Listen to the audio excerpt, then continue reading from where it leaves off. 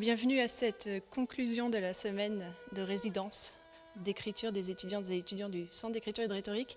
Camille Bouvier, la déléguée du président de la Fondation Del Duca, est parmi nous. Je vous laisse la parole.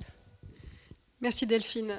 Juste un tout petit mot parce que vous ne me connaissez pas et j'arrive un peu, si je me permettais la métaphore, comme l'invité qui vient se mettre les pieds sous la table sans avoir préparé le repas ni mis le couvert, juste simplement profiter du bon festin, et je sens que c'est ce qui va se produire dans quelques minutes lorsque vous allez nous partager vos restitutions de cette semaine d'écriture. Juste un mot pour vous dire combien la Fondation Del Duca, donc, que je représente, qui est présidée par Xavier Darcos, qui fut d'ailleurs en son temps ministre de l'Éducation nationale et pour lequel cette notion d'écriture est fondamentale et importante, combien la Fondation Del Duca est fière et contente, heureuse de soutenir Sciences Po dans ses démarches, à la fois dans la chaire d'écrivain en résidence qui se déroule tout au long de l'année avec les enseignements d'auteurs qui vous accompagnent sur des semestres, mais aussi pour cette première édition d'une immersion dans un lieu absolument incroyable et effectivement extrêmement inspirant, j'imagine, qu'est cette semaine de résidence au sein de l'IMEC, et qui a donc dû vous permettre de connaître une aventure que personne jusqu'à présent n'a vécue avant vous et dont nous avons hâte d'entendre la restitution. Voilà, donc ce faisant, nous poursuivons une des missions de cette fondation qui, parmi ses nombreuses actions à caractère philanthropique, a depuis toujours accompagné les jeunes écrivains dans leurs travaux d'écriture, même dans les toutes premières publications, voire la première. Et voilà, c'est quelque chose qui continue aujourd'hui, donc peut-être que demain, serez-vous, l'un d'entre vous, peut-être un jour, candidat à ce soutien qui est recommandé et approuvé par l'Académie française. Donc peut-être un jour nous retrouverons-nous dans ce contexte-là. En attendant, j'ai hâte d'entendre vos travaux et je vous souhaite une bonne poursuite dans cette grande carrière, ou en tout cas aventure d'auteur. Merci beaucoup Camille. Et Ariane a gentiment accepté de débuter cet après-midi par des notes d'Astor Piazzolla. Ariane, merci beaucoup.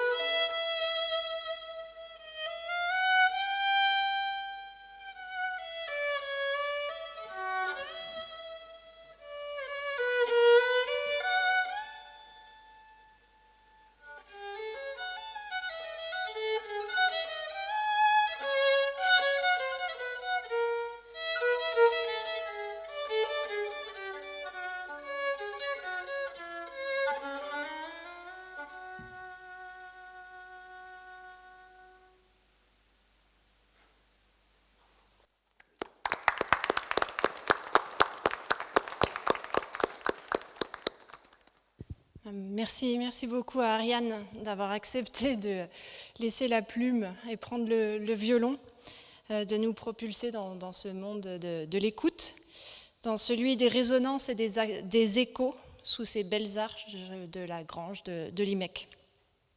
Quelle plus belle manière d'ouvrir notre après-midi littéraire, de conclure une semaine hors du temps, celle de cette première résidence d'écriture de création de nos étudiantes et étudiants à l'IMEC. Merci à l'Institut Mémoire de l'édition contemporaine de son accueil. Merci à Nathalie Léger et à ses équipes de nous avoir ouvert les portes de ce lieu fabuleux, de nous avoir fait plonger dans les trésors de ces collections d'archives et d'avoir partagé la passion pour les lettres et l'histoire. Merci de nous avoir soutenus et accompagnés dans la réalisation de ce projet qui nous animait depuis plusieurs années. Dans ce havre de la mémoire et du jaillissement des mots, permettez-moi de convoquer leurs cousins, les notes de musique, pour tenter d'esquisser le dessin de cette semaine passée tous ensemble. D'aucuns pourraient parler de la composition d'une symphonie, chacune et chacun contribuant à la créer et à la porter, avec la complicité de l'histoire des pierres et des poutres qui nous surplombent. Je parlerai plutôt d'un accord, de l'écriture d'une partition, la ligne tracée de la portée, où chacune des tonalités entrelacées vient s'inscrire dans sa singularité. Une composition collective soutenue par chacune et chacun d'entre vous, vos 15 personnalités et vos inspirations. Merci à vous les étudiantes et les étudiants, les autrices, les auteurs. Nous vous entendrons lire des extraits de vos œuvres rédigées ici, en attendant les recueils et impressions que nous graverons au retour à Paris. Coda de tant d'échanges, de découvertes, tant de voyages de l'imaginaire, de déambulations champêtres, de contemplation d'un soleil couchant, d'écoute des vents chantants entre les arcades de la bibliothèque, de parties de pétanque partagées, bravant les averses aussi. Votre passion commune pour les lettres, votre écoute des autres, votre courage face aux pages blanches, nous ont porté cette semaine et confirment notre conviction que l'alliance de la pédagogie, de la littérature et de la création crée une formidable orchestration.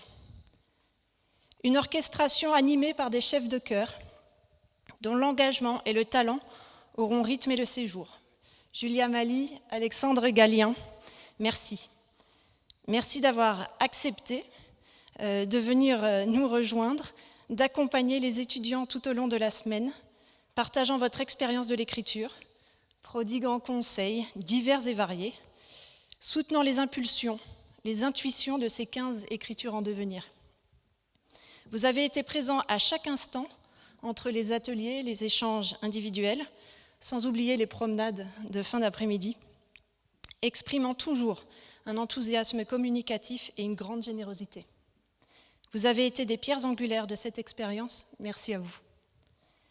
Merci aussi à l'équipe de notre Centre d'écriture et de rhétorique, à Pommeline Tosia et Esther Rogan, qui ont œuvré tout d'abord dans les coulisses à concrétiser ce projet, à tisser les traits d'union, puis tout au long de la semaine à rendre cette résidence d'écriture mémorable. Enfin, notre reconnaissance et nos vifs remerciements se dirigent vers la Fondation Del Duca, et notamment à Camille Bouvier qui nous fait l'amitié d'être parmi nous aujourd'hui. Merci de son soutien à la chaire d'écrivain en résidence depuis sa création, et maintenant également à la résidence d'écriture des étudiantes et étudiants. Elle n'aurait pas pu s'accomplir sans votre soutien permanent et renouvelé. Merci de cette confiance. Cette semaine a été une semaine de variations, de crescendo, de staccato, de notes liées. Une semaine où la composition fut reine, les improvisations foisonnantes, les silences éloquents. Le silence ponctuant les conclusions sera inévitablement des nôtres aujourd'hui, mais grâce à vous toutes et tous, il sera promesse de l'éclosion d'une pluie de lettres, de mots, de rêves, de cette liberté que nous offrent l'écriture et la lecture. Merci beaucoup. Voici l'archive créée par les autrices et les auteurs en résidence à l'IMEC du 16 au 20 mai 2022. Depuis tout petit, il y a en moi un cri, dont je ne comprends ni la nature, ni la portée. Cette angoisse d'être, de devenir, de se réfugier dans l'illusion d'avoir le choix. Mes études sont terminées depuis seulement 5 jours quand j'arrive à l'IMEC. Une seule question en tête. Quelle histoire ai-je réellement envie d'écrire ? Moi qui depuis des années se vante et se complaît dans une volonté de devenir romancier. L'écriture est pour moi comme une porte de sortie, que j'avais plus jeune cherché dans des villes nouvelles ou des draps inconnus. J'ai travaillé sous l'angoisse, je n'ai pas cherché de stage dans la fonction publique, je n'ai pas accepté de poste dans de grandes entreprises. Je savais que j'allais écrire des romans. Cet élan à la rédaction est cependant toujours défini par l'emploi du futur, une protection à la désillusion, une volonté de continuer de croire que je peux en raconter des histoires, que j'y arriverai un jour. Parce qu'au présent, ce ne sont que des bribes ou des fragments qui me viennent. Des débuts complexes et alambiqués, où s'échouent des jeunes perdus, pour autant pleins d'espoir. Une conviction et une protection, que ce soit sur les autres et sur moi, aucun doute, j'écrirai. J'ai été interpellé par la simplicité et le cynisme de Gisèle Freund, qui explique dans son répertoire de séances photo que Louis Aragon, résidant au 18 rue de la Sourcière dans le 1er arrondissement de Paris, parle sans arrêt. Avide d'inspiration, je regarde les pages des archives défiler, mais je ne pense qu'à cette hyperbole, parle sans arrêt. Cet homme qui a fait des mots et de leur contrôle sa vie et sa profession ne les contient pas quand il rencontre Freund, mais les déferle. A-t-il essayé tant bien que mal de se protéger, d'oublier qu'il allait être pris en photo ? A-t-il trouvé cela rafraîchissant, de pouvoir converser avec une femme ayant appris à dire les choses de façon tout à fait différente de la sienne ? Je sais moi aussi ce réconfort de rencontrer quelqu'un qui comprend et voit, comme moi, mais ne raconte pas de façon similaire. Là où il semble exister un nombre infini de manières de dire, je m'en tige de l'image d'un Aragon bavard et d'une Freund amusée et intimidée, derrière sa caméra. La première nuit, je pense à mes angoisses face à l'avenir, à cette injonction de trouver où je dois maintenant aller. Je vois aussi cette note brutale de Daniel Colobert sur une petite feuille de papier, glissée dans l'un des dossiers. J'écris parce que je vais mourir. Je dors à peine. Pendant très longtemps, j'ai tout fait pour devenir une nouvelle personne. J'ai souhaité être enfin ordonné, organisé, plus éloquent, mieux apprêté, un peu moins gauche aussi. J'ai souhaité être quelqu'un qui peut écrire, et non pas juste quelqu'un qui va mourir. C'est cette idée qui m'accompagne le lendemain au cœur des différents manuscrits de Marguerite Duras. Je n'ai rien d'autre que ces annotations, ces notes de bas de page, ces ratures, comme si son texte ne m'intéressait en rien. Page 144, la mère toujours adorable devient la mère adorable. Page 148, son enfance au-dessus de lui est inscrite au stylo. C'est peut-être en dehors de lui. Il est impossible de le savoir, et pourtant, très important d'essayer. À la toute fin de ces quelques feuilles, constitutives d'un chef-d'œuvre, d'un héritage, intimide, j'ai dit au hasard. Moi aussi, Marguerite, moi aussi.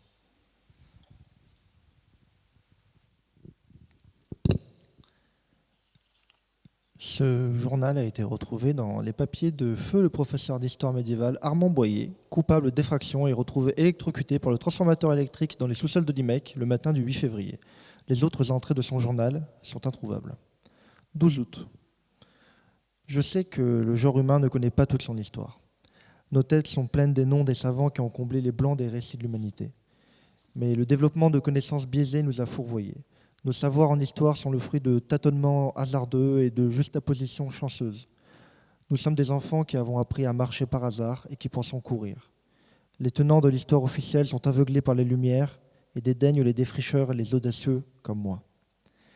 Je ne suis pas seul à penser que les anciens ne nous ont légué qu'une infime partie de ce qu'ils savaient, mais je serai celui qui le prouverait. Aldor m'épaule dans mes travaux. J'ai rencontré ce sage à la sortie d'un colloque sur l'étude des sagas norvégiennes l'hiver dernier. Il m'attendait devant l'imposant centre culturel en banlieue de la grande ville. Les éclats grisonnants de sa courte barbe grise et ses bagues argentées brillaient comme des petits feux follets dans le crépuscule. Il s'est approché de moi et a été laudatif sur mon court exposé. Il a dit avoir apprécié la brève incise où j'ai glissé l'hypothèse que la plupart des récits mythologiques se fondent sur des faits tangibles mais oubliés. Flatté par cette intervention, je choisis de continuer la conversation avec cet inconnu. Si mes plus intimes convictions restaient interdites dans les cénacles de l'université sous peine de moquerie et de rejet, elles trouvèrent en Aldor un partenaire stimulant. 12 janvier. Au milieu d'une clairière lumineuse, Aldor me parla, assis sur une souche pourrie. Le vénérable arpenteur qu'il était a suivi les traces des affrontements déicides sans faillir. Tout en parlant, il sortit d'antiques manuscrits de sa besace usée. Ses schémas sibyllins et ses annotations en pattes de mouche étaient les travaux de toute une vie. Il m'a appris l'histoire du monde comme seul un érudit peut la comprendre. Aldor m'a parlé de la guerre des dieux en Normandie, comment Arjuna la Celte a été frappé par le sceau impie du christianisme et exilé dans un tertre humide, avant que Thor le Germain ne vienne cogner le long des côtes franques et que ses enfants ne peuplent le pays et ne répudient leur foi. Les chrétiens ont ensuite déchiré le sein de leur Dieu dans une lutte fratricide, et depuis, plus aucune force ne conteste la suprématie biblique. Je buvais les paroles du vieil homme comme de l'ambroisie. Je voulais l'assaillir de questions, mais cela aurait été comme boucher une source d'eau pure sans être certain qu'elle puisse encore couler. Comme s'il avait pressenti ces questions, et il m'informa du lieu où tous ces événements cosmiques ont convergé, en l'abbaye d'Ardenne, d'or en trésor abandonné. Aldor avait découvert qu'en 1230, bien après que le dernier Normand ne se soit converti au christianisme, un mal frappa l'abbaye. Alors qu'ils priaient leur Dieu, une trentaine de chanoines périrent, écrasés par la voûte de l'abbatiale. Mon maître sentait que la postérité se trompait en associant cet effondrement à un orage. Il voyait là la conséquence d'un grand pouvoir élémentaire, attribut d'un ancien Dieu. Le pouvoir de la foudre était bien la raison de cette catastrophe, mais elle venait de l'intérieur de l'abbatiale. Les éclairs nordiques ont abattu la maison et les ministres du Dieu des chrétiens. N'est pas mort ce qui a jamais d'or, et les dieux eux-mêmes, après des siècles, peuvent venger leur disparition. Le soleil se couche sur le parc Montsouris, alors que Gisèle signe les quelques pages qu'elle vient d'écrire. Seuls quelques rayons de soleil pourpre éclairent encore faiblement le bureau où elle est assise. Elle frôle du bout des doigts le fruit de son travail. Ce n'est pas un grand travail littéraire, elle en a bien conscience, mais l'effort émotionnel est là. Elle a regardé le passé en face et a couché ses souvenirs sur le papier. Tout y est passé. Son enfance, ses passions, son Berlin, sa fuite, ses souffrances et celles de ses proches, son retour difficile dans cette ville dont elle ne reconnaît plus rien. L'histoire est figée, les caractères imprimés ne bougeront plus. D'un geste lent, mais sûr, elle range ses souvenirs dans le premier tiroir en haut à gauche de son bureau. 13 juin 1974. Fracas, désordre. Ils s'immiscent dans cette suite si souvent silencieuse. Ils entrent, prennent tout et détruisent tout sur leur passage.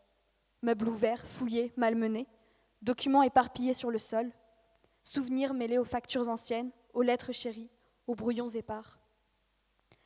2 février 1987. Elle n'a plus que quelques heures pour vider l'appartement de son père. Elle va donner tout ce qui ne sert plus à l'abbaye où il venait souvent pour se ressourcer. Elle les a contactés et ils étaient intéressés pour les conserver à titre patrimonial. Elle est rassurée. Elle n'aurait pas su quoi en faire. Assise par terre dans le salon, elle pense. Le son d'une larme qui tombe sur le parquet rompt le silence. C'est la première qu'elle laisse couler depuis qu'il n'est plus là. Des regrets, elle en a plein, elle en a tellement. Elle aurait dû passer plus de temps avec son père tant qu'il était encore là. Elle aurait dû lui dire qu'elle l'aimait, qu'elle était fière de lui, que s'ils se disputaient parfois, elle le respectait toujours. Elle essuie ses joues et ouvre les yeux. Son regard se porte sur quelques feuilles, jaunies par le passage du temps, froissées par une conservation hasardeuse, humidifiées par ses larmes. Elle s'en empare, détournant ainsi son attention de cette absence qui lui pèse. Des souvenirs pour oublier, des souvenirs pour s'anesthésier. Elle s'approprie cette correspondance dont elle ignorait l'existence. Elle découvre cette Gisèle qui a vécu l'exil, qui a connu l'Allemagne de l'entre-deux-guerres, qui a écrit à son père. Qui était-il pour elle ? Qui était-elle pour lui ? Jusque-là, elle n'avait jamais entendu parler de cette femme. Elle se sent soudainement coupable d'entrer dans le jardin secret de son père qu'il ne lui a jamais partagé de son vivant. C'est trop tard, elle a tout lu d'une traite. Elle hésite. Pourrait-elle conserver ses souvenirs ? Elle ne connaît rien de ces régions de l'Est. Pourtant, ces mots résonnent en elle. Son père vit encore à travers ses souvenirs. Elle réfléchit quelques instants, puis se ravise. C'est décidé. Elle va les donner. C'est ce que son père aurait voulu. C'est là que ses souvenirs sont à leur place, à l'abbaye. 13 novembre 2022. L'officier jette un dernier regard derrière l'abbaye. Elle paraît désormais très pauvre. Tout a été vidé. L'officier hausse les épaules. Les documents étaient dangereux. Il sort. Son supérieur a allumé un brasier. Il regarde les souvenirs brûler. Le papier se consume, se consume, se consume. Tout est calme. Les souvenirs ne parleront plus.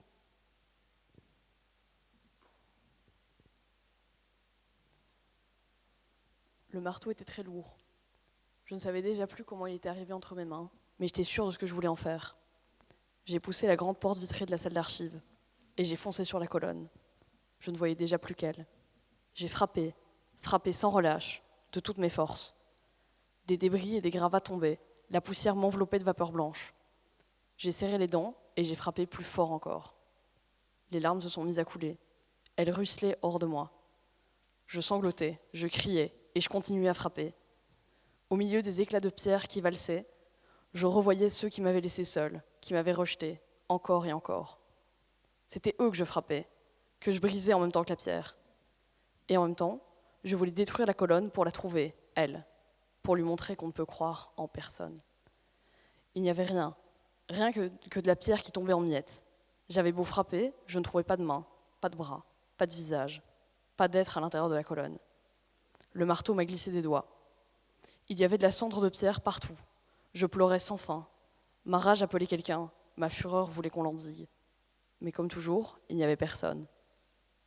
Au moment où le marteau tombait, j'ai entendu un petit bruit derrière moi, des pas qui raclaient le sol. Je me suis retournée et je l'ai vue. Timidement, elle est sortie de l'ombre. Elle était nue et couverte de morceaux de pierre. « Tu me hais ?» a-t-elle dit, et sa voix était un souffle tremblant et pierreux, et de la poussière tombait de ses lèvres rocheuses à chaque syllabe. J'ai crié. Je me suis remise à pleurer. J'étais sûre de l'avoir inventée, qu'elle n'était qu'une autre moi-même, créée pour lutter contre ma peine. Mais je la voyais là, devant mes yeux, plus belle et plus humaine et plus fragile encore que je ne l'avais imaginée. « Merci », ai-je murmuré. Et puis je l'ai serrée dans mes bras, longuement, de toute la force qui me restait. Entre mes bras, elle sentait les vieilles pierres. Ses cheveux avaient l'odeur des caves remplies de vieux jouets. Ses seins sentaient les galets tièdes qui vous blessent les pieds à la plage pendant les vacances. Ses joues humides de larmes étaient comme les rochers vaseux au fond d'une rivière. Mais surtout, le creux de son cou sentait comme le couloir de la vieille salle des fêtes de mon village. Cette odeur-là m'a déchirée. Elle m'a rappelé de longues heures de jeu à la frontière de l'ennui quand j'avais encore 10 ans et le cerveau léger. L'odeur m'a fendu en deux et j'ai continué à frotter mon nez contre son cou, sans pouvoir m'en détacher. Je me suis rendu compte qu'une fois de plus, j'avais eu peur. Ma haine n'était que de la terreur. Mais j'ai décidé de fermer les yeux pour mieux sentir la vie qui battait sous sa peau. Et j'ai laissé ces odeurs de pierre apaiser mes larmes.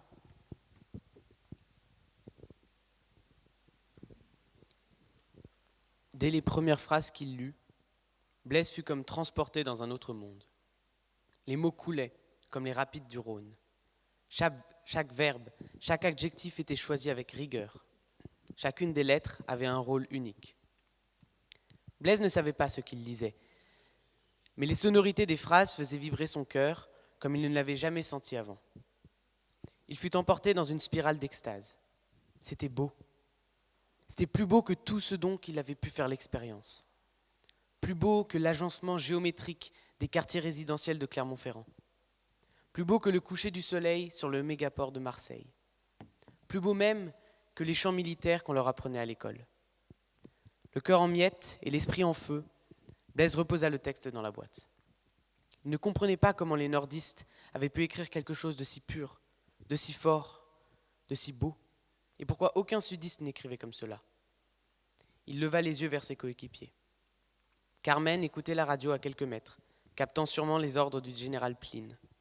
Stanislas passait en revue les textes de marbre, comme toujours. Blaise ne savait pas comment exprimer ce qu'il avait ressenti. Alors qu'il tenait tant bien de mal de trouver les mots, Carmen revint vers eux. Blaise lui devina un léger sourire satisfait au visage à travers l'obscurité. « On brûle tout. Ordre du général. » Le souffle de Blaise fut coupé, comme si l'on avait fusillé son cœur. Il répondit, la voix tremblotante. « Notre mission était de ramener pour qu'ils soient identifiés et stockés, hors de portée d'individus potentiellement dangereux, pas de les détruire. Blaise, ce sont les ordres du général. On ne peut pas les ramener, ils sont trop lourds. Et puis, il m'a annoncé qu'ils avaient repéré une incursion anglaise à quelques kilomètres d'ici. Il faut éviter à tout prix que ces documents tombent entre de mauvaises mains. C'est la meilleure marche à suivre. Blaise n'arrivait pas à s'en convaincre. Il n'avait pas le choix, il devait suivre les ordres. Mais pour la première fois depuis qu'il avait rejoint l'armée, il allait en exécuter un à contre-cœur. Combien de textes d'une beauté comparable y a-t-il dans toutes ces autres boîtes ? Blaise en ramassa une et suivit Carmen et Stanislas dans la cour. Là, il l'ouvrit et renversa son contenu sur le sol. Voir la pile de documents qui grandissait à chaque aller-retour lui serrait la gorge, mais il connaissait la sentence pour les traîtres. Il savait qu'il serait exécuté comme le vieil homme, ainsi que toute sa famille. Et pourtant, il ne pouvait quitter les yeux le manuscrit qu'il avait lu, dansant dans le vent au bas de la pile de documents. Et alors que les deux autres descendaient chercher les boîtes suivantes, Blaise se baissa et ramassa la feuille d'un geste vif. Il tourna la tête derrière lui, s'assurant que personne ne le regardait, la plia en 4 et la glissa dans la poche intérieure de sa veste, juste au-dessus de son cœur. Les mains tremblantes, de peur et de honte, il se retourna et rejoignit ses camarades. Alors que le ciel du matin se teintait de rose, la cour était baignée dans la lueur chaude du brasier. Les flammes s'élevaient aussi haut que le toit de l'abbatiale, dansant à la gloire du sud. La chaleur faisait onduler les bâtiments aux alentours et baignait les visages des 3 soldats dans une lueur démoniaque. Stanislas était stoïque, mais Blaise pouvait voir ses yeux briller de fierté à travers son visage fermé. Carmen était solennelle mais souriante, adressant une prière silencieuse à la gloire de la patrie. Blaise n'était ni fier ni heureux. Il avait l'impression d'entendre hurler les fantômes des femmes et des hommes dans le crépitement des flammes, de voir des mots partir en fumée, disparaître à jamais. Carmen planta le drapeau bicolore de la nation et les invita à chanter la Marseillaise. Alors qu'ils entamaient le refrain, Blaise posa la main sur son cœur, où il sentit le léger relief de la seule feuille qu'il avait sauvée.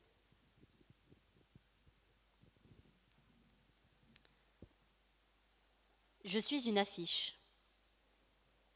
J'aime être regardée, que les passants s'arrêtent devant moi, me matent, me commentent. Simple, sobre, je suis faite de lettres rouges et noires sur fond nu. 3 couleurs, pas plus. Ce serait une faute de goût.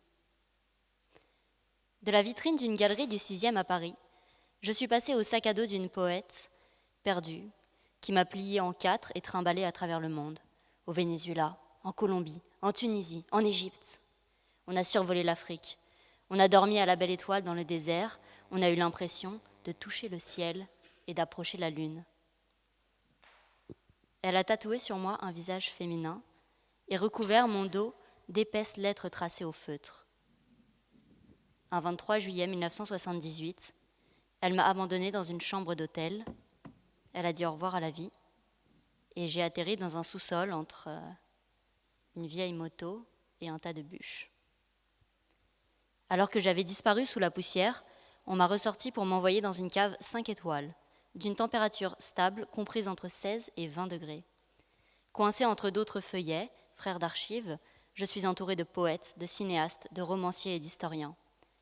Après presque 10 ans, las de mes voisins pourtant fort sympathiques, je n'attends que d'être lue. Hier, mon jour est arrivé. Une drôle d'équipe d'une 15aine de jeunes égarés m'a contemplée religieusement. J'ai revu la lumière, j'ai senti la chaleur moite qui précède les orages d'été, j'ai entendu le vent siffler contre les hauteurs d'une abbaye trop claire pour être si vieille. Cette promenade m'a plu et je n'ai aucune intention de repartir 6 pieds sous terre. L'entreprise qui m'occupe désormais est aussi difficile que divertissante. Je prépare mon évasion. C'est un travail minutieux et patient. Mon plan est le suivant. Étape 1. Découper les lettres d'autres archives pour écrire en gros sur mon dos « Libérez-moi ». Je devrais demander à Duras. Elle doit avoir ça dans une de ses relectures de manuscrits. Étape 2. Attendre que quelqu'un vienne me chercher et me sorte de la pochette. Étape 3A. Espérer que mon lecteur comprenne qu'il doit me libérer et me libère. Étape 3B. Alternative, si mon lecteur n'est pas très futé et fait échouer l'étape 3A. Tomber discrètement de la table, au moment où il va aux toilettes par exemple, celle-ci étant à l'autre bout du cloître. Cela me laisserait environ 10 minutes pour me cacher. Étape 4. Ramper sous une des bibliothèques. Étape 5. Rester bien caché en attendant que la nuit tombe. Éventuellement rentrer dans un livre. Le carnet de notes de Colette m'a dit que sa collection n'était pas trop loin de l'entrée. Étape 6. Monter en haut de la tour. J'ai discuté avec le journal de bord d'Anne-Marie Albiac et elle m'a confirmé que les poètes m'aideraient à monter là-haut. Je ne vois pas bien comment, mais je leur fais confiance, ce sont des créatifs. Étape 7. Se laisser emporter par le vent sud-sud-ouest qui est particulièrement fort en été, à l'heure la plus froide du jour, c'est-à-dire 30 minutes après le lever du soleil.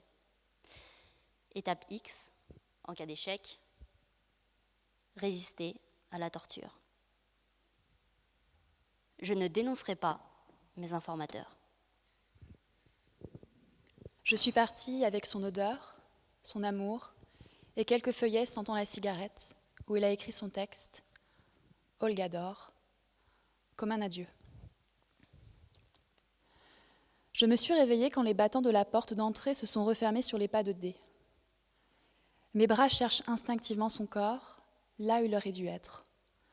Mes mains tâtonnent dans le lit défait, mais D n'a laissé qu'une trace imperceptible. Je n'aime pas me réveiller sans elle.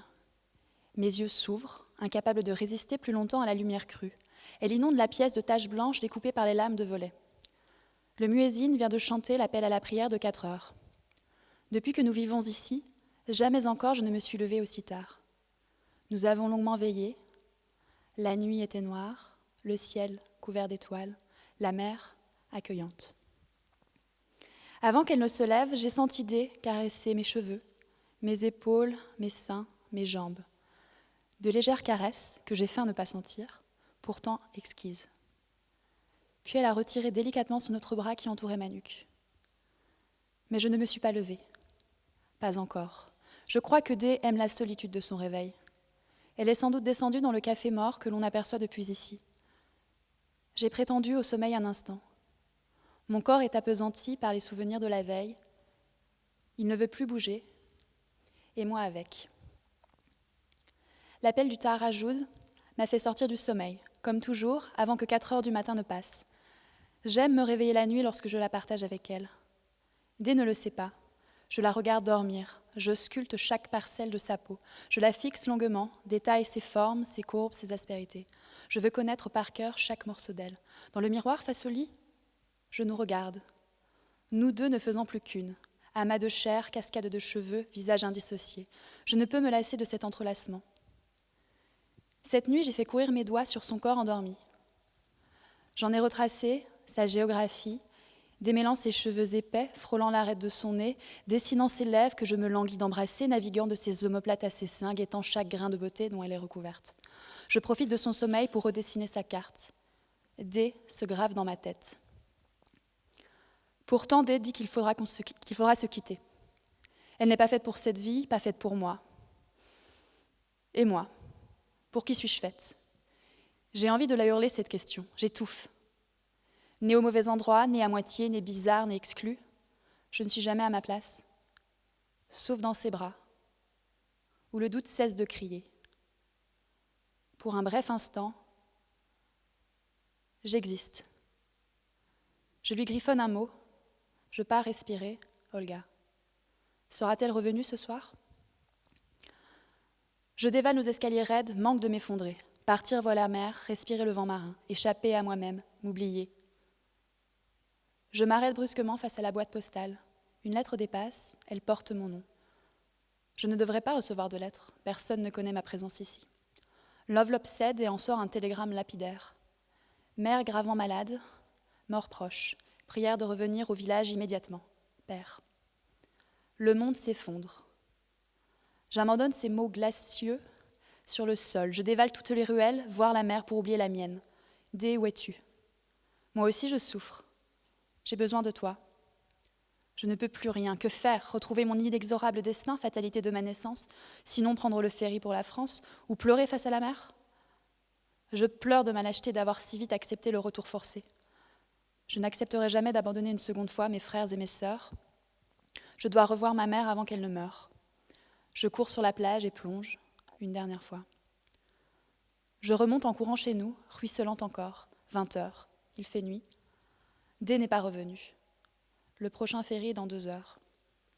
Pourquoi partir si vite? Ma mère est peut-être déjà morte. Je rassemble mes quelques affaires, mes papiers, je griffonne un nouveau mot pour D. Mère mourante, je dois te quitter. Je suis désolée. Baiser, Olga. D n'a pas le monopole de la disparition. Gisèle Freund pose les yeux sur James Joyce pour la première fois dans un dîner chez Adrienne Monnier en 1936. La photographe débutante finissait son doctorat à la Sorbonne et publiait sa thèse avec Madame Monnier, l'éditrice responsable de la publication de la première traduction française d'Ulysse. Elle voit un homme grand et mince, avec des cheveux marrons très droits qui commençaient à devenir gris et peignés vers l'arrière, cachait à peine le début d'une calvitie. Il porte des lunettes épaisses qui cachent ses yeux presque aveugles. Les traits de son visage sont très réguliers, ses lèvres sous une petite moustache extrêmement mince et ses mains extraordinairement belles avec des bagues massives sur les doigts. Elle garde la figure de l'écrivain avec attention. Elle le voit marcher à tâtons avec son inséparable canne. À table, on parle plutôt qu'on mange. On parle de l'art culinaire et on se nourrit des mots. La photographe, en effet, pouvait à peine manger. Elle étudie la figure de l'artiste. Elle observe les ombres et les lumières qui modèlent le visage osseux de l'écrivain. Elle pense au portrait qu'elle aurait pu faire de lui à ce moment-là. Mais l'auteur, clair-obscur, s'échappe au regard et ne se laisse pas photographier. Un kaléidoscope des silhouettes. Dès cette première rencontre, Freund essayait de faire poser Joyce pour elle sans succès. Il refusait toujours, prétextant trop de travail ou n'importe quelle maladie.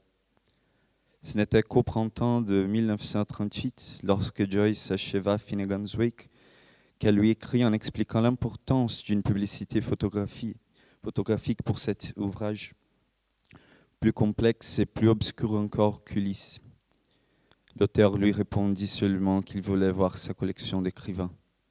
Alors, chargée d'un petit projecteur, d'un écran et de sa boîte de photos, elle réalise une séance de projection chez lui.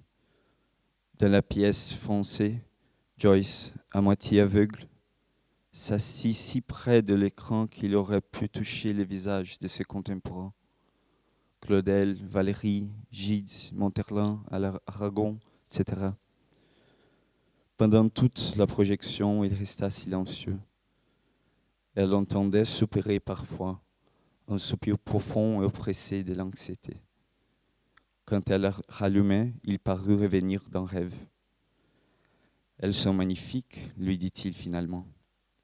Quand voulez-vous me photographier? Pas en couleur, bien sûr. Mes yeux ne peuvent pas supporter une lumière trop forte. » Monsieur Joyce avait des idées très arrêtées sur la manière dont il voulait être présenté au public et tenait tellement à cœur le livre qu'il venait d'écrire.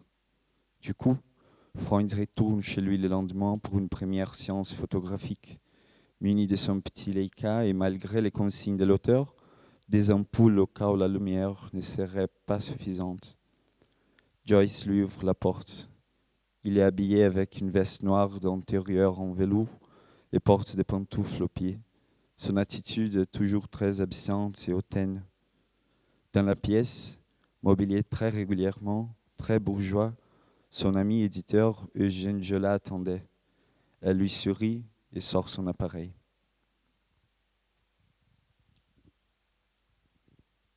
Autoportrait au miroir. Gisèle se rend dans son atelier qu'elle partage avec 3 artistes. Comme toujours, un joyeux désordre s'est accumulé en une matinée. Des bâches en bois, des grands châssis, des toiles. Un miroir jonche le sol, comme un mirage de flaques d'eau reflétant le ciel. Gisèle s'accroupit et se penche sur ce petit ciel de terre. Il est beau et bleu. C'est un vide infini, un vortex, qui aspire et engloutit. Elle se penche encore, presque prise de vertige, comme si elle allait tomber, peut-être à jamais. Soudain, dans le coin droit du fragment de ciel, son visage apparaît. Elle se regarde et observe d'un regard distant son visage que les rayons du soleil estompent. Elle l'ausculte, comme si elle cherchait à en comprendre le secret. Petite face étrange. Des traits fins, assez simples. Un long nez qui renforce la forme ovale du visage. Des pommettes qui ne sont pas poudrées. Une chemise boutonnée jusqu'au col, comme une élève sérieuse. Pourtant des cheveux décoiffés, légèrement ondulés, et un pantalon, comme un garçon. Soudain, elle pense à Colette. Elle avait vu quelques photographies dans un magazine, où l'écrivaine se mettait en scène, dans son lit, à son bureau, les yeux fardés, le regard aigu. Elle rêve de la photographier un jour. Colette est de ces personnages qui jouent avec l'objectif. Elle ne cherche pas à être belle. Elle est magnétique. Ce qu'elle sait faire avant tout, c'est fasciner. Gisèle soupire et se regarde calmement dans le reflet du miroir. Elle s'observe. Elle aussi, elle n'est pas si belle. Elle se penche encore plus près sur son reflet et grimace. Elle sort les dents, la langue, fronce le nez et plisse les yeux. Elle rit de sa farce, puis reprend un air grave. Elle ne sourit plus et pense. Elle pense au visage, ceux qu'elle photographie, mais aussi au sien, qu'il lui arrive parfois de ne pas reconnaître au détour d'un reflet. Elle se rapproche encore du miroir, son nez frôle de quelques centimètres la surface. Elle s'examine, regarde sa peau, ses pores, ses petits poils. Son visage, cette partie du corps si intime et pourtant publique, à travers laquelle elle se donne au regard des autres, sans apparat, presque nue. Oui, c'est bien cela, elle se sent nue. Et elle voudrait déguiser son regard, mettre un masque. Elle se lève et se regarde avec une plus grande distance. Finalement, sous cet angle, elle se reconnaît. Rapidement, elle sort le Leica de son sac et le place devant son œil. Frontière de l'œil, œil magique. Elle veut fasciner en faisant une image impossible, une image où l'appareil photo serait invisible. Elle se tourne, se penche en arrière, bouge la tête, lève les bras, saute dans les airs. Elle cherche à se photographier dans le miroir, sous un angle insolite. Jamais elle n'oserait faire cela avec ses modèles. Elle se prend en contre-plongée, le visage de travers. Ses cheveux lâchent, elle tourne le buste, seul son visage apparaît dans le ciel. Clic. Elle photographie son visage soleil aux rayons ondulés. Elle s'accroupit vers le miroir et saisit un dernier instant son visage, comme emmêlé dans son corps, au milieu de bras et de jambes tentaculaires. Clic. Elle chuchote tout bas. Miroir, miroir, qui est ce soleil pieuvre qui me regarde ? Elle sourit légèrement, une lueur dans les yeux. Elle voit un corps difforme, amorphe, un visage coupé, fragmenté, dans lequel sont plantés deux grands yeux vides qui fixent intensément l'objectif.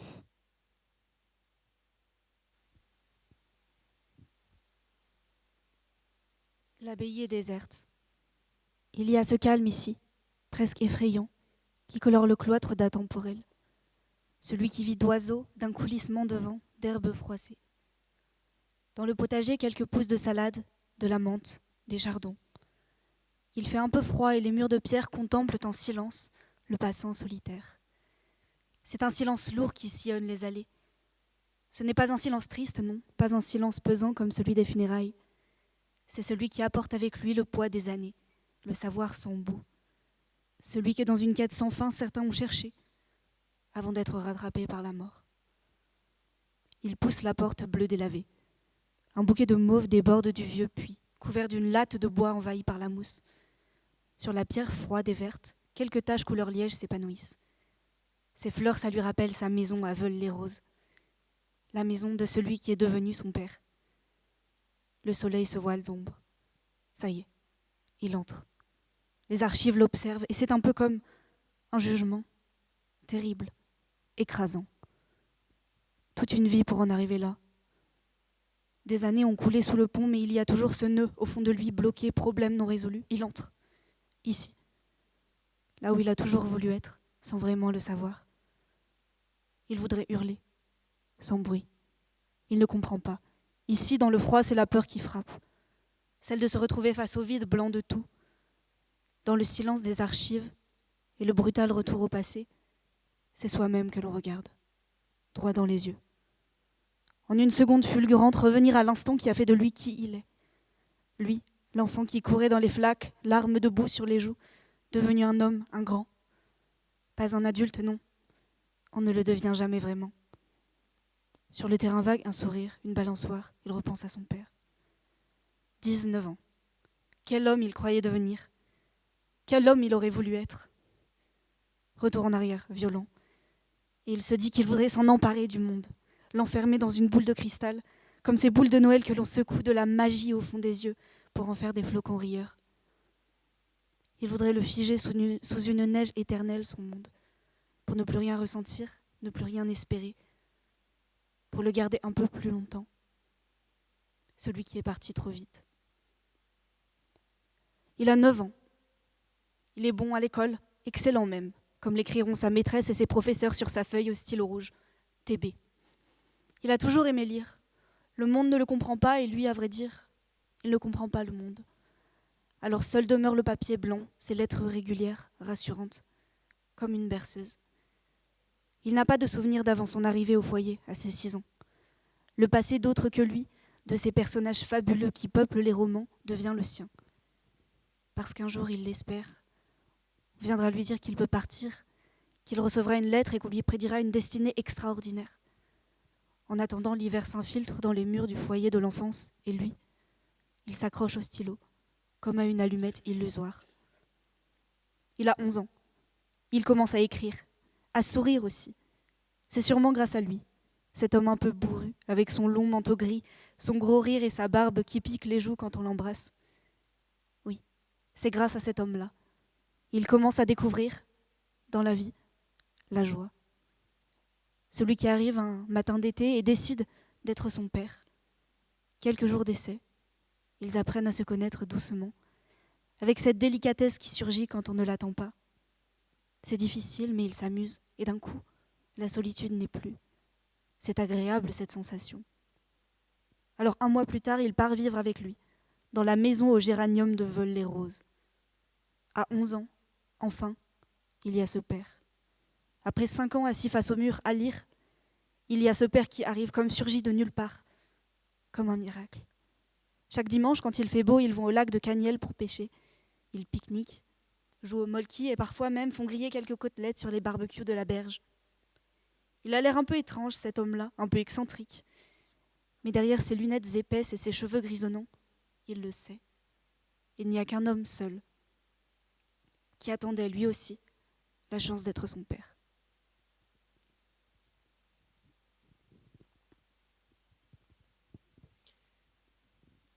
Elle se souvenait de ce jour où il était entré dans la cour alors qu'elle frottait le linge dans l'eau bouillante. Il s'était débarrassé un à un de ses vêtements déchirés. Elle avait levé la tête et plongé dans le regard immobile de l'homme, incapable de former le moindre mot. Longtemps, ils étaient restés à se faire face. Il était d'autant plus nu qu'elle était couverte de la tête aux pieds, de ses godillots de cuir à sa lourde veste de laine jusqu'à son bonnet de coton qui laissait couler ses longues tresses noires, ardemment nattées chaque matin. Il était d'autant plus étrange qu'elle était belle, toute rosée de sa jeunesse et de son effort. Et c'est de ce corps dont elle se souvenait surtout, et de cette peau poussiéreuse, autant faite de chair que de chagrin, de muscles que d'exil. En regardant mieux, elle avait compris que la poussière était en fait un dépôt de cendres et que, plus que le voyage, l'homme était épuisé d'une vie de labeur. L'homme avait des poignets plus larges que les hanches de la grande sœur, des bras endurcis par le marteau, gonflés par le forgeage, une chair mêlée au bronze, au cuivre et à l'argent, formant un alliage unique. Des doigts aux empreintes brûlées par les flammes, des paumes usées à manier les outils, les ongles noirs de suie. Encadrée par ses 2 mains, son sexe nu exhibé, sombre et rude. Elle avait fixé le sexe de l'homme longtemps, saisie par le désir d'être incorrecte autant que son dépouillement à lui l'avait été. Elle était encore à le regarder lorsque la mère sortit subitement dans la cour et rompit le charme silencieux de cette rencontre. Ses yeux étaient allés du sexe de l'homme au regard incandescent de sa fille aînée, et elle lui avait ordonné de prendre les vêtements au sol et de les foutre au poêle, ces chiffons, encore brûlants des 1000 flammes auxquelles ils avaient survécu. Elle avait ramassé les nippes en tâchant de ne pas se brûler, et en rentrant dans la maison, avait entendu sa mère murmurer « Tant que vous serez ici, je vous demande un minimum de pudeur en présence de mes filles. » La grande sœur est belle. Elle est née au printemps, près des pavots, alors que notre mère travaillait au champ. C'était son premier enfant. Elle avait considéré un moment la tache liquide sur son jupon gris avant d'aller s'allonger dans les fleurs, incapable d'aller plus loin. Elle n'a pas pu bouger pendant les 3 jours qu'a duré l'accouchement. Le père avait alors construit un cabanon de bois autour de sa femme pour la protéger du vent et de la nuit et pour rester dormir près d'elle. Le matin du 3e jour, le père s'était réveillé et avait vu la mère tenir contre son sein le minuscule enfant. La grande sœur était née et son premier cri avait été un petit rire. Elle est restée un jour entier à boire le sein de la mère. Nous pensons que c'est pour cela qu'elle est si jolie, d'être née sur les pavots imbibés de lait. Nous avions gardé le cabanon aménagé en une petite chambre pour que la mère puisse ici enfanter des nombreux enfants qu'elle aurait. La grande sœur baissa la tête, jouant avec le bout de ses tresses. Elle avait sorti la boîte de sous son lit et regardait tous ses talismans. Un morceau de vêtement poussiéreux qu'elle n'avait jamais pu se résoudre à jeter au feu, des pétales de pavots séchés, des petits clous de fer et de la cendre. Elle se souvenait de l'arrivée du voyageur ce matin si peu ordinaire, de leur rencontre. Il était parti, il ne reviendrait plus. Elle l'avait aimé en silence. Elle l'avait désiré de toute sa peau. Elle avait frissonné chaque nuit en pensant à ses mains, en se remémorant son sexe avec une précision de glace. Elle l'avait aperçu une fois, unique, mais si intensément qu'elle pouvait 6 ans plus tard se remémorer sa forme et sa couleur. Elle avait brûlé pendant 6 ans, s'était fait jouir jusqu'à l'évanouissement en imaginant son visage dur comme une enclume. Elle avait vécu une passion fulgurante et impassible pour cet inconnu. Il avait été son amant sans le savoir. Elle demeurait certaine qu'il était parti par amour pour elle.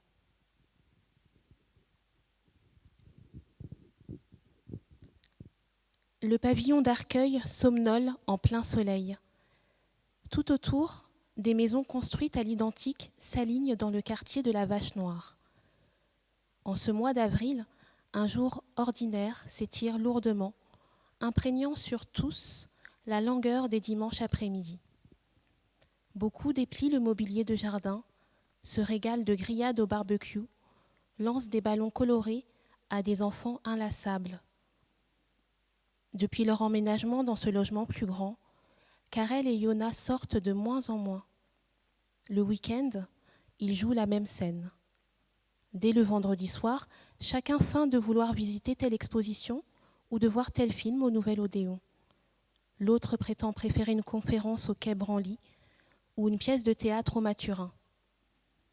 Tous deux font en sorte que les discussions se poursuivent jusqu'à ce qu'il soit trop tard pour réserver une place ou pour prendre le RER à la gare toute proche.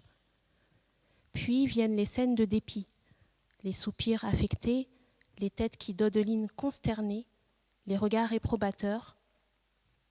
Les reproches sont prononcés avec le calme que confère le plus grand des intérêts, jusqu'à ce que Yona entraîne fortuitement Karel dans le jardin, comme pour s'excuser.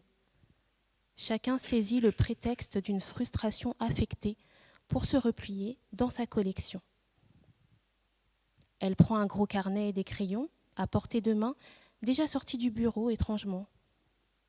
Elle s'installe sur la terrasse, comme elle le ferait pour dessiner, mais il s'agit plutôt de rattraper les rares fils précieux du quotidien, ceux qui se déroulent trop vite, qui se mélangent, font des nœuds.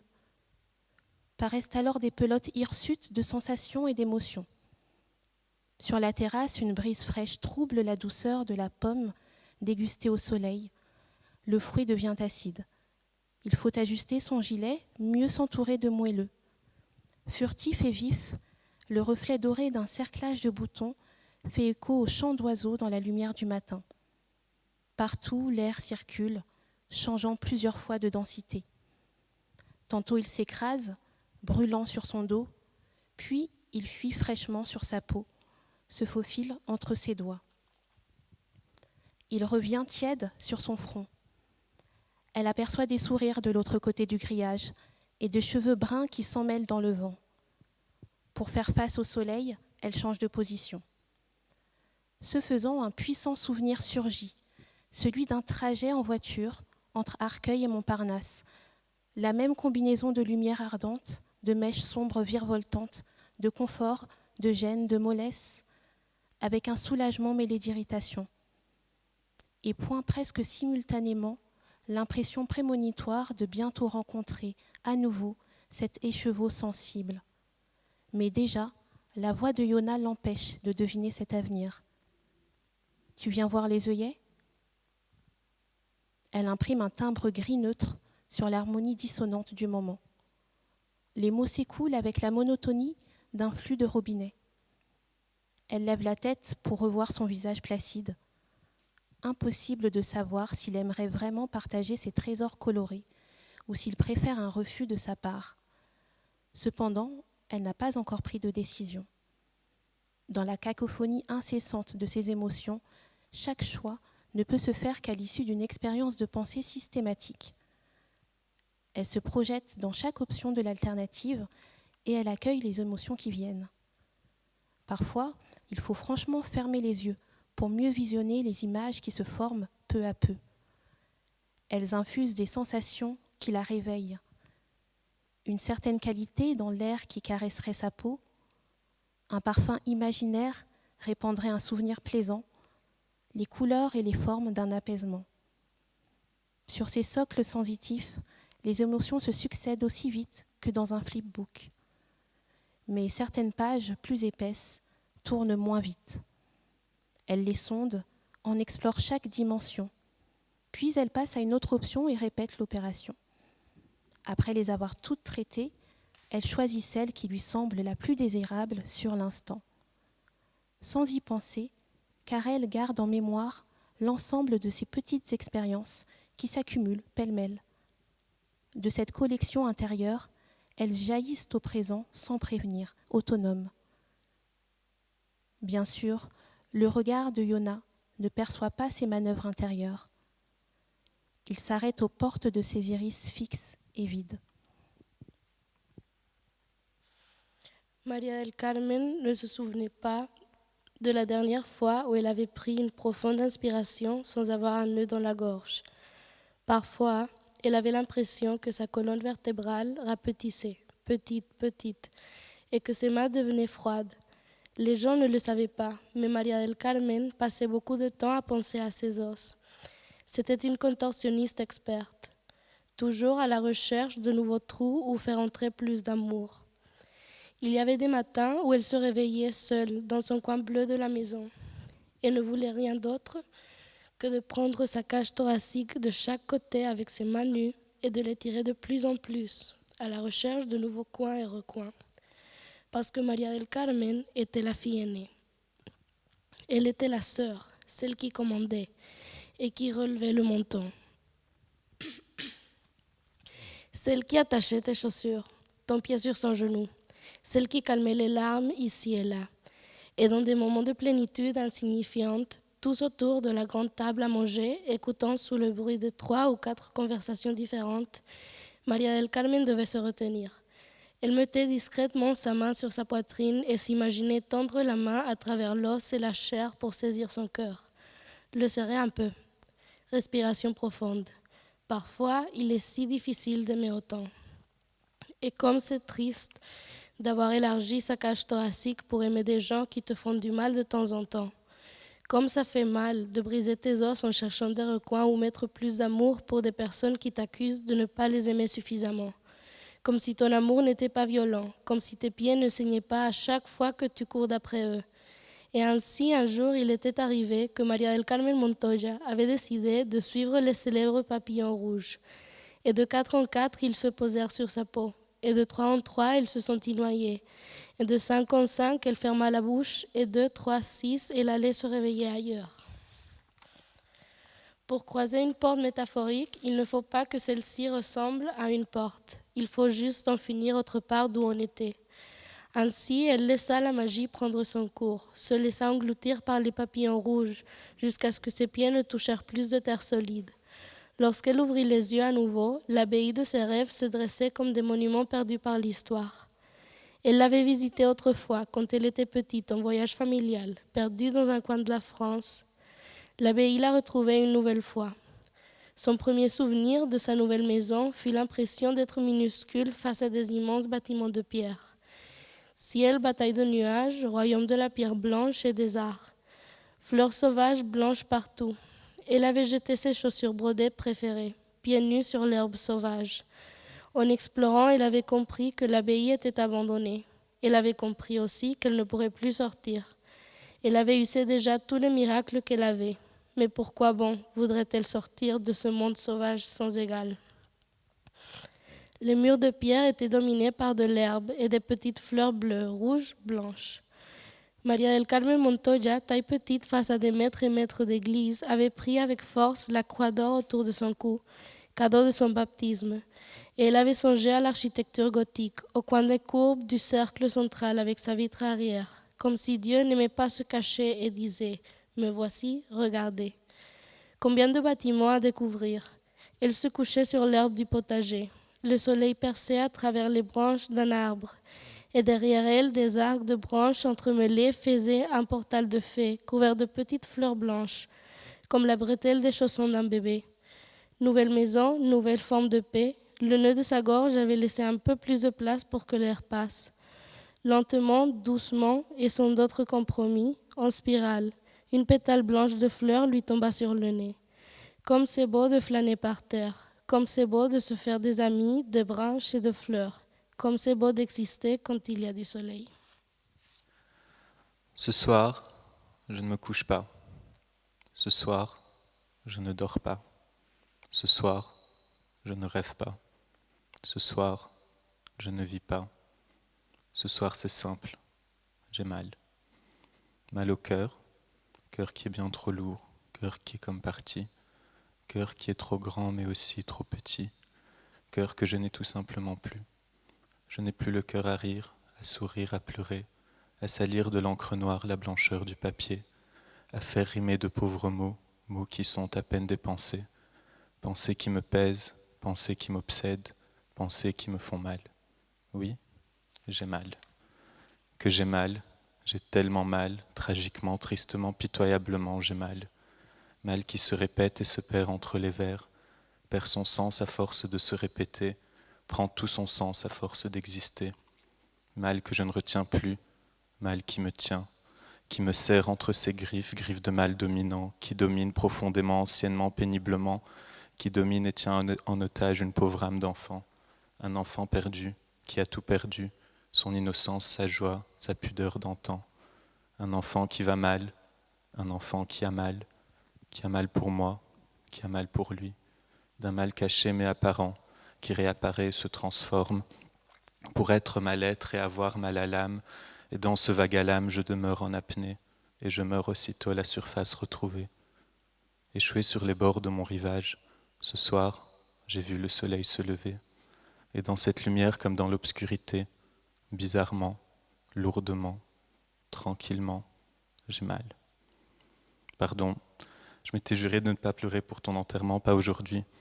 Bon, tu me diras qu'on est déjà demain, et tu aurais bien raison. Et après tout, ce n'est pas si grave de pleurer de temps en temps. Les larmes nettoieront les carreaux poussiéreux que sont nos yeux. Et puis, j'ai toujours dit que la souffrance était nécessaire, enfin, c'est surtout pour me rassurer et lui donner une raison valable d'exister. Ça n'en a pas l'air comme ça, mais pour être honnête, je préfère les sourires aux larmes. Les larmes, elles sortent toujours de nos tripes, alors qu'un vrai sourire venant du cœur, c'est tellement rare. Mais ce qui est certain, c'est que les sourires ont cette magie qui fait chavirer mon être, voir des yeux se plisser, des pommettes se gonfler, des rides de bonheur se dessiner sur un visage et des dents émerger d'une bouche heureuse. Existe-t-il plus belle chose sur terre ? Bref, je m'égare. Depuis tout à l'heure, je vais bientôt m'ennuyer moi-même avec ce monologue. En plus, là, je n'ai plus de vin. J'ai tout bu. Toi aussi, tu sens ces gouttes ? Il commence à pleuvoir. C'est une bonne nouvelle, ça. La pluie lavera la tristesse et camouflera mes larmes. Il faut en profiter pour t'enterrer maintenant. La pluie arrosera aussi la pousse de cèdre. Ça fera moins de travail pour moi. Allez, le moment est enfin venu. J'espère que tu es prêt. Je sais que ce n'est pas facile et que tu as encore tellement de rêves inaccomplis et de regrets, mais il le faut. Et ne t'inquiète pas, je les réaliserai pour toi. J'irai voir les troupeaux de girafes embler nonchalamment au pied du Kilimandjaro. J'irai admirer les aurores boréales peindre les cieux étoilés au nord. J'irai contempler les astres et les constellations qui décorent l'univers, même si je ne reconnais que la grande ours. J'irai jusqu'au bout du monde pour trouver un double arc-en-ciel, même si cela me prendra une éternité. J'irai vivre ces rêves pour nous deux. Je les imaginerai au moins.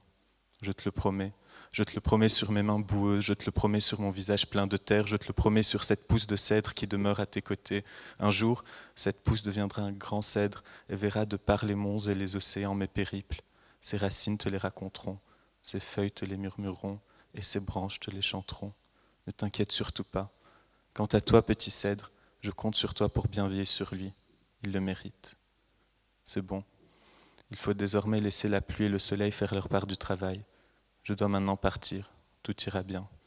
Au revoir. Ah, et au fait, je t'admire, tu sais. Oui, je t'admire, petit poète. J'espère que l'histoire te retiendra, car les grands poètes, il y en a plein, mais un petit poète comme ça, je n'en connais qu'un. Adieu, et surtout, je t'en supplie, ne t'en veux pas. Tu es un grand homme, petit poète.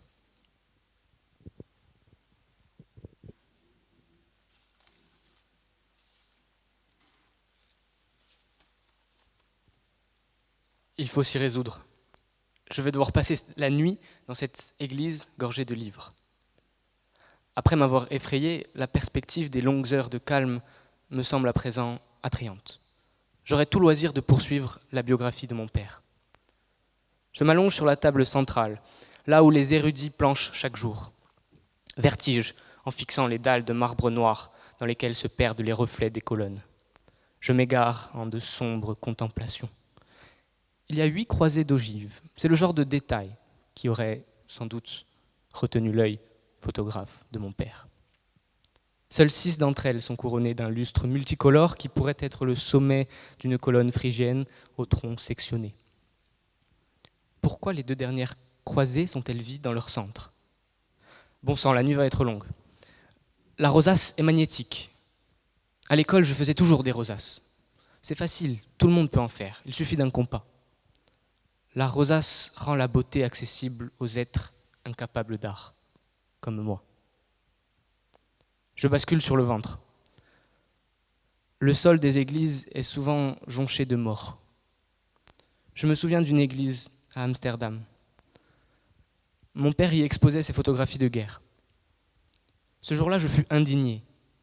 Non pas des images sanguinolentes que j'avais déjà secrètement observées par le passé, mais indigné de réaliser que la foule des spectateurs pressés devant ces tirages piétinait des centaines de tombes, écrasait avec indolence les noms des vieux chevaliers gravés sur les dalles. Ici, point de mort. Ici, le sol regorge de mots, à l'abri des lombrics, préservés contre les vicissitudes de la matière, soustraits aux aléas humains. Mon père était si heureux à Amsterdam, au sommet de sa gloire. La rage m'échappe, je me dresse. Il faut que je cours dans les rangées de livres pour ne pas finir fou. Dire qu'ils ont refusé d'intégrer les archives de mon père. Je leur referai tout, non pas des reliques parcellaires, mais son œuvre entière. 30 ans à documenter méthodiquement, inlassablement, des histoires invisibles du monde entier. Je m'arrête, essoufflé, et m'appuie contre une étagère. Quelques maigres ouvrages d'un obscur écrivain sont récoltés là. Par dépit, par colère, je retire frénétiquement tous les livres du rayon. Il manquait de la place, n'est-ce pas ? En voilà de la place. Ma voix résonne dans l'édifice creux. J'en suis troublé. Je remets les livres à leur place. Et soudain, comme une fulgurance, je comprends. Le problème n'a jamais été la place. Le mystère de l'archive, sa tension intolérable, son déchirement intrinsèque, sa terrifiante meurtrissure, tout m'apparaît clairement. Je saisis mon carnet, il faut que je transmette mes paroles aux autres. Je voudrais, d'une main tremblante, oser la question qui ronge ce palais. Qui sauver? Qui condamner? Quel objet doit demeurer? Quel autre doit périr? L'archive est un jugement dernier. Pour toi, l'immortalité latente d'une boîte grise. Pour toi, l'insignifiance et l'irrémédiable oubli. Quelle phrase mérite d'être écrite, sacralisée, puis enterrée et exhumée 1000 fois? Quelle autre ne vaut pas plus qu'un sourire et peut bien se dissoudre dans les champs? Et nous qui passons si brièvement sur ces terres, que laisserons-nous? Laisseras-tu ton chapeau? Et toi? Quelques notes de violon sous les éclairs? Un peu de boue au coin des chaussures, des bribes de poèmes aux étoiles, du blé frissonnant entre les doigts? Une armée de sculptures chinoises? Une grue de papier au fond d'une caisse rouge, pansement fragile mais fier contre les pics à lame? La légèreté d'un rire de pétanque? Un poème en 10 articles contre les briseurs de mots? Et les luards aux yeux de cèdre emportera peut-être une feuille de menthe pour égayer nos luttes à venir? Laisserez-vous un personnage piano dressé pour sonner à tous les vents du monde?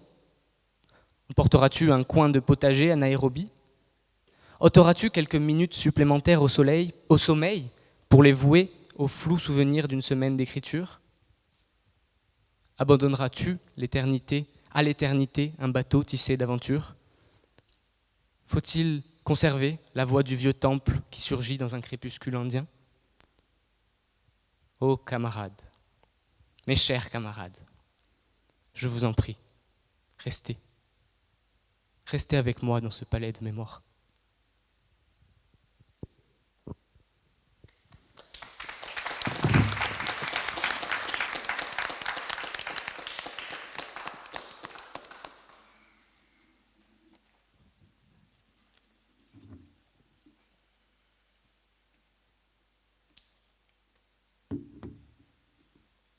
Merci beaucoup à toutes et tous. Alors, il n'est vraiment pas aisé de conclure cette semaine de résidence inédite.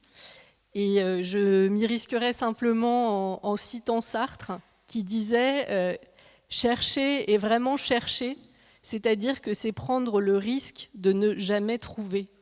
Et je pense qu'on peut dire aujourd'hui que vous étiez venus chercher dans ces boîtes d'archives des choses que vous ignoriez vous-même, des choses sur vous-même, que vous avez trouvées, ces choses, que vous les avez mises en mots. Et pour ça, on voulait beaucoup vous remercier parce que vous avez aussi beaucoup travaillé. Et écrire, c'est certes être inspiré, mais c'est aussi travailler, retravailler, rater encore, rater mieux, comme disait Beckett.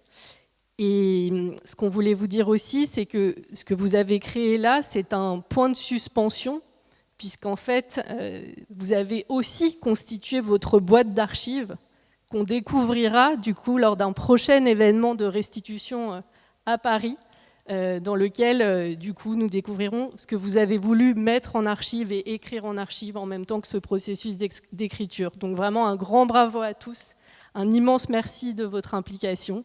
Et je pense qu'on peut tous vous applaudir pour cette semaine. Merci beaucoup.